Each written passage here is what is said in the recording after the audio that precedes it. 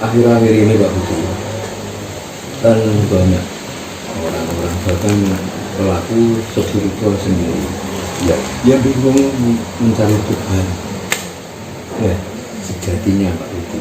Tuhan itu kok dicari itu bagaimana sih? Dan Tuhan sendiri itu menurut pandangan orang Jawa itu ada di mana Pak Budi? Bisa dijelaskan Pak Budi? Jadi kalau kita tuh ngomong masalah Tuhan ya, Iya. jadi pada waktu saya tuh ngaji dulu, Jadi itu pasti diajari. iya.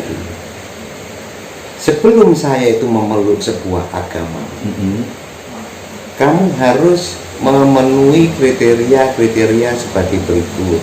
Satu, kamu harus mensucikan diri, kamu harus bisa meyakini. Soalnya ini kan amanah, ini suci. Jadi suci itu kan bukan dari orang lain, tapi dari diri kita sendiri, dari dalam.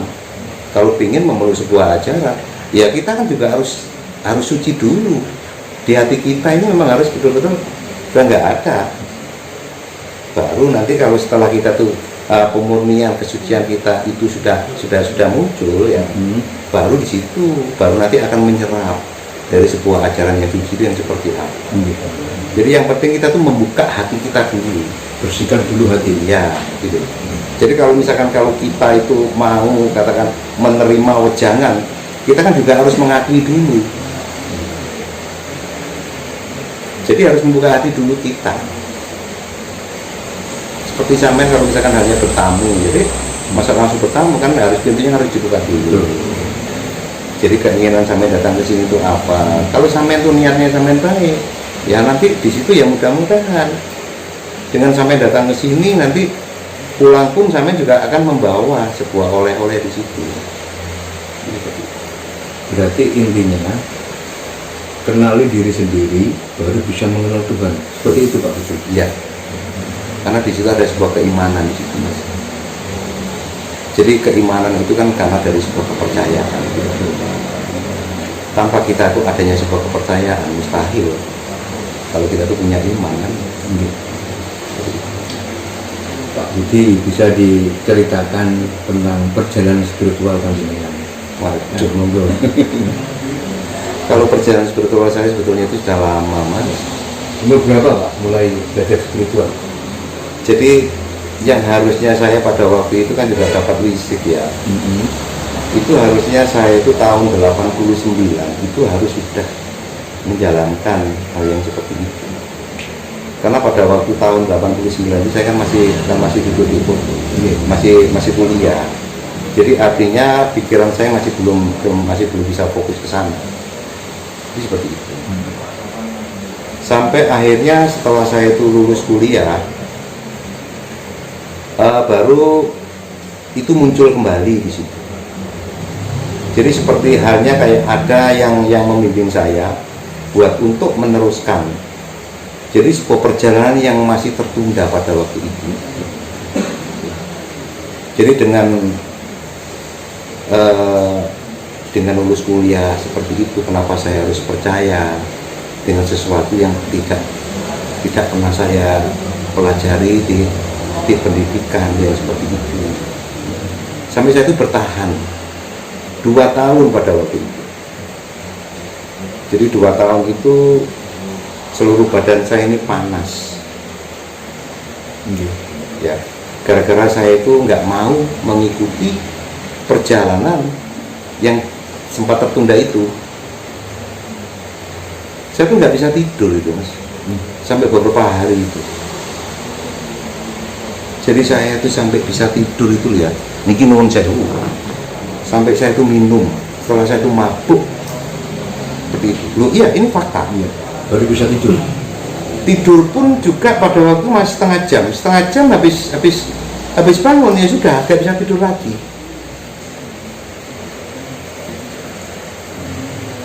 Makanya ini kan pengalaman tiap orang kan juga beda-beda gitu. Kalau saya cuma hanya bercerita tentang pengalaman pribadi saya, itu juga seperti itu. Sampai konon ya pada waktu itu, sampai ada yang namanya kakek saya itu sudah menyarankan, wis dongger, lek panjenengan wis wayahe mbok yo sampean iki yang dituruti ben gak awakmu ben gak kesiksa. Sampai kapan awakmu itu kok ya sik ngengkel ae, kok sik arepe pengin nyingkuri, tapi sing ajaran kok leluhur itu ya seperti itu. 2 tahun. Jadi pada waktu itu saya juga minta, kalau misalkan itu sasmito nih ya, jadi isarohnya itu sudah ada, saya pengen itu lambangnya. Kalau lambangnya itu ada, baru saya akan menjalankan. Jadi menjalankan, katakan ajaran yang dari leluhur atau dari orang tua. Di situ mas, baru saya itu yakin setelah jadi lambang itu muncul di situ. Baru saya itu baru teringat dengan kata-kata saya karena saya sudah ujar pada waktu itu. Akhirnya saya menjalankan itu juga. Lambangnya itu kalau boleh tahu berbentuk seperti apa Pak? Berbentuk satu itu sasmito ya. Jadi di situ adalah kata-kata, juga di situ juga ageman. Jadi ageman dari leluhur. Jadi pusaka di situ. Oh, pusaka. Ya. Jadi Trisulowondo di situ. Trisulowondo. Ya. Itu bentuknya seperti apa? Apa kayak tombak atau keris pusakanya? Trisulowondo itu kayak itu loh mas. Kayak macam trisula itu. Jadi di situ kan ada 2, tengahnya yang 1 gitu. Itu di situ. Baru di situ nanti muncul sodolanan. Sodolanan. Ya. Itu maksudnya gimana? Sodolanan. Ya sodolanan itu maksudnya ya ini kan identik dengan saya ini kan juga orang laki-laki di situ.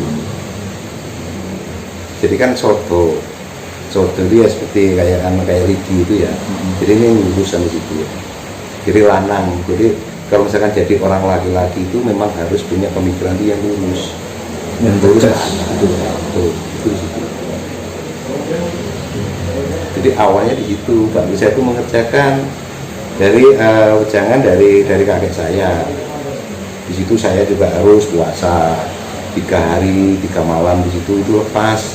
Jadi cuman hanya mengambil dari unsur kulit di situ. Tujuan berpuasa 3 hari 3 malam untuk apa Pak? Apakah ada tujuan khusus? Ada. Itu cuma hanya buat untuk ngambil jadi unsur GOIP kulit di situ. Ya. Jadi manusia di sini kan juga ada 4 elemen di sini. Jadi 4 elemen, 4 kesatuan itu. Ya udara, tanah, air, sama api di situ. Karena itu adalah satu kesatuan dalam badan kita, dalam tubuh manusia. Iya. Jadi pada waktu itu saya cuma nanya di Wejangi sama kakek saya, ya kalau sampean itu pengen laku ya sudah. Jadi syarat utamanya tuh kamu juga harus ngambil itu dulu. Itu di situ. Jadi kalau misalkan dari unsur tanahnya ya, kita ngambil 3 hari 3 malam di situ puasa di situ.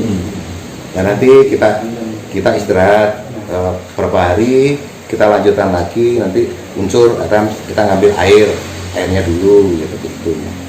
Nah nanti setelah semuanya itu sudah terselesaikan, baru nanti ditutup dengan 7 hari 7 malam. 7 hari 7 malam. Iya, itu puasa lepas di situ. Itu di situ mas. Makanya kalau misalkan saya ceritakan di situ ya, ini banyak fenomena gitu. Jadi kejadian-kejadian yang tidak masuk akal gitu. Ini seperti itu.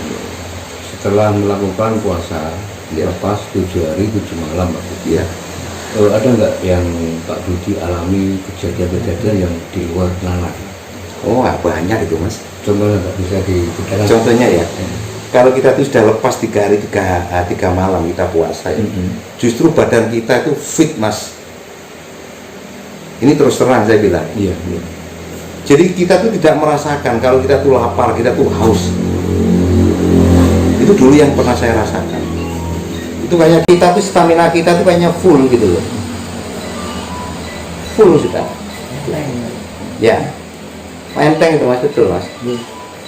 Tapi ya itu kita tuh nggak pernah bisa tidur sudah, karena kalau perut kita itu kosong ya, otomatis jadi mata kita tuh seperti kayak panas itu, jadi nggak bisa nih berapa jam, nggak bisa. Terus di situ baru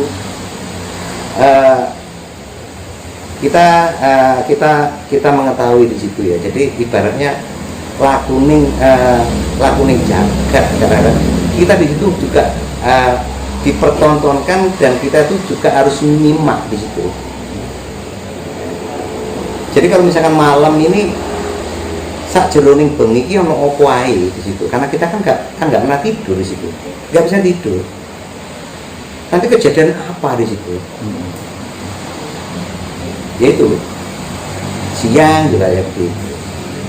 Jadi di situ banyak kejadian-kejadian Mas, banyak suara-suara.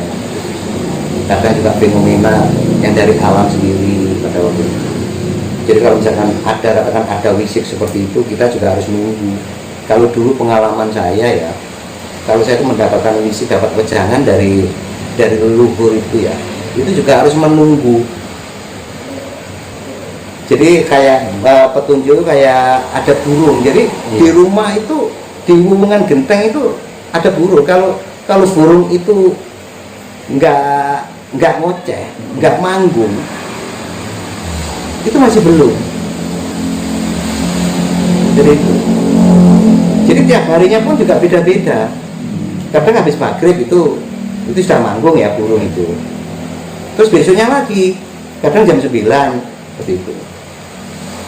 Sampai kadang jam 3 baru seperti itu. Itu muncul.